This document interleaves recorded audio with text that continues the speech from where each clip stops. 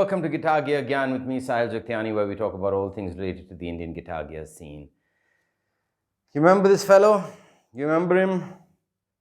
Samick, supposed to be sexy. He's getting there. He's had a bit of a makeover. It's not fully dressed up as yet, but I thought we could do a progress report video with you guys. Before that, make sure you click that subscribe button and ring that bell to stay up to date with all our latest videos. So the Samick is now back, okay. It's a long story, long time ago in a galaxy far away. Yeah, maybe not that long, okay, but anyway, yeah. So what happened was, I gave this to a luthier in Bangalore, and I said, can you paint this guitar, please? Before we do the fretwork, maybe just paint it up, and then, we can do the fretwork on it. So he had the guitar for about 7-8 months, did nothing with it. Then I said, okay, I need it back because, if you're not going to do it on time. And he was trying to do some other work for me, and that was also failing miserably. But it's fine, luthiers are busy people. All you guitarists will know exactly what I'm talking about. Busy people, so busy. They don't know how to say no to people. That's something they've got to learn. Anyway, so he took on the guitar, I didn't finish it, and it was in a pathetic state. It had no electronics, nothing, and just the neck and the body. And then I said, okay, let me try somebody else. And then somebody in Bangalore recommended this other luthier, well, not a luthier as such, more of a hobbyist, who said that, hey, I'll paint your guitar. And I sent it to him. 1 month gone by, and he calls me back and he's like, I don't think I'm going to be able to finish it on time. I'm changing my whole setup here, blah, blah, blah, yada. A month later, I get that guitar back. So now it's already like 9 months. The baby should have come out, but it's not. It's in a worse condition than what it was in before. So then I'm like, okay, I made this video a long time back, and I haven't done anything with this instrument that I promised I would do. So I then said, all right, let's just get it in a playable condition, and at least let's just do the frets first. So I called up another luthier, all right, the third luthier in this whole saga, and I'm like, I've got these frets. I want you to put these frets on this guitar. Can you do it without damaging the side beading? Okay, just leave it intact. And there should be no fret ends, and just polish them. They're already stainless steel, so they're pretty polished, but you've got to radii them yourself. So he said, okay. I said, how long will you take? He said, maximum 10 days. 2 months pass, no response from the guy. And I'm like, I really hope you haven't torn into the sides of the instrument, and I hope you're keeping the side beading intact. And he was like, yeah, absolutely. What's the radius of your fretboard originally? I said, whatever it was, it's 12. I think just keep that, He's like, yeah. Another month goes by. Now we're at 12 months in, and I have nothing to show to you guys. Okay, I just have the body, all right? And that too, there's nothing on the body at that point in time. So he does the job, and he calls me in, I think 2 weeks after that. So it's like 12 months and 2 weeks. And he gives me this neck, and I was so livid with him. I was like, you've cut into certain points. There are certain points on the edge of the binding where you've torn into it. And he's like, oh, it happens. I said, no, I told you 10 times. You have to be careful. You have to cut the tangs out and then put them in. And finally, he gave me a little bit of money back, and there was a lot of thread ends. So I said, okay, later on, I'll just see. I'll send it across to somebody in Bombay or Firoz Mystery in Pune and have him, do the fret ends. And I got to thinking, it's too big a project now. We've already reached a certain point, and I do want to give you guys an update on it, and I actually want to show you what I had in mind. So I thought, let's just put the guitar together, okay? Give you an idea of how it sounds, and maybe later on, if I feel like it, maybe we can give it to somebody else to do the paint work. If you have the ability to do the paint job within a month and you're interested in taking up this project, just message me in the comment section below. I'll get in touch. We'll see how it works out, if you're in our budget or not. Anyway, so I got my main man Neovin, my electronics guy in Bangalore. I said, listen, I want to put this guitar together. I want to do the demo of the particular pickups. And he was like, all right, man, bring it across. So I brought it across. We did the wiring. These are both push-pull pots. The single coils, if you remember from the earlier video, which is up there, okay, also are stacked single coils. So they are technically humbuckers, and these would split those as well, because there are 4 wire ends to each of the pickups that we're going to be on, that are going to be in this particular playthrough. I put the Duesenberg, which is phenomenal. Now, when I say phenomenal, I mean it is phenomenal, okay?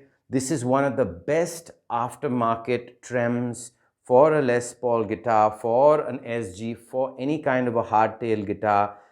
It's amazing, okay? Sorry, guitar with hardtail tailpiece guitar. So this just substitutes it perfectly, okay? They've even got an additional, I think, some kind of a support system at the bottom for the arch tops as well. So fits perfectly. I did keep a simple 3-way toggle switch.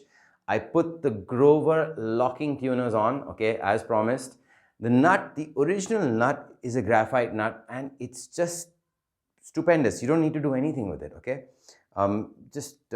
That's why I insisted that the luthier leave the nut on as is, you know. There are a few spots where it's buzzing a bit, and that's nothing to do with the height of the action. That's to do with the fret leveling. I think he hasn't done a great job. It's okay, these things happen when you do these project guitars, you know. The luthiers don't play ball, but it's okay. It's not the end of the world, right? I'll get someone to fix that later, but for the sake of this playthrough, stable trem, very stable. I think we should be fine with this area. I don't think it should be so much of an issue. Yeah, Ashwin might have to be a little careful while playing up the fretboard here, because he might, you know, yeah, might strip his skin a bit. But I'll warn him beforehand, okay, about that. But other than that, we're going to go through all the 5 pickup options. You remember them from the earlier video? You remember the one we did? This is like, for example, this is your bridge pickup for a Strat, and it's going to go on there. See that? And that's why I have currently for this video just put 2 screws, and I'm going to remove them. And as you can see over here, it's got a superb system. It's got this 3.5 mm jack system where you just plug it in and voila, it's plugged in. So there's no soldering, nothing. You just can remove the pickup, unhook that, plug that in, install that in, play. So I've just put 2 screws for the ease of shifting the pickups out. I'm going to have Ashwin play each of the pickups in the 3-way positions. We're going to do coil split for each of the positions also as well, and maybe in the middle do like 1 coil split at a time. Just show you how it sounds. It'll be interesting actually. You get 4 tonal options in the middle position. Wow, that's pretty cool. Yeah, so like humbucker, 1 humbucker, I mean one coil split, 1 humbucker, 1 coil split, humbucker, both coil split. Yeah, 4. Pretty versatile. I quite like it, So 4 plus 2 and 2, so that's like 8. That's a lot, man. That's really a lot for each playthrough. He has 5 pickups, 8 playthroughs. God help him. He's going to go into the Pliny VST from Neural DSP, clean, crunch, and high gain. Let's get to it.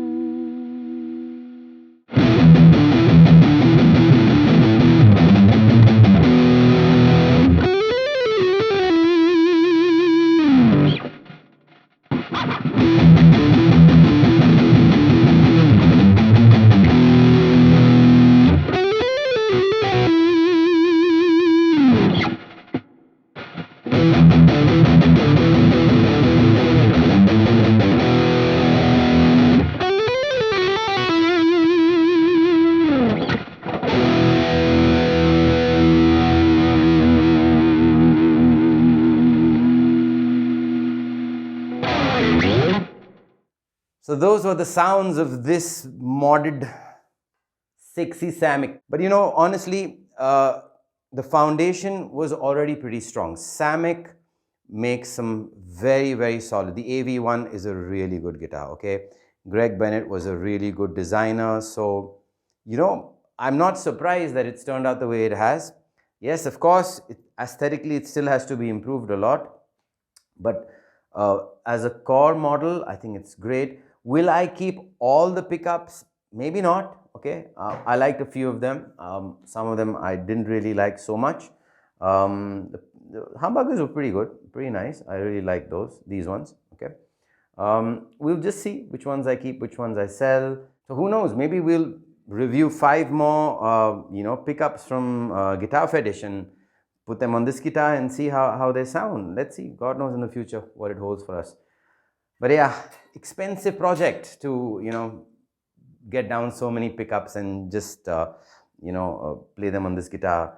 We need your help to make sure that, you know, people watch these videos because there's a lot of money going into this. So make sure that, you know, you spread the word about all these videos that we're doing right now. All right, but yeah, final thoughts.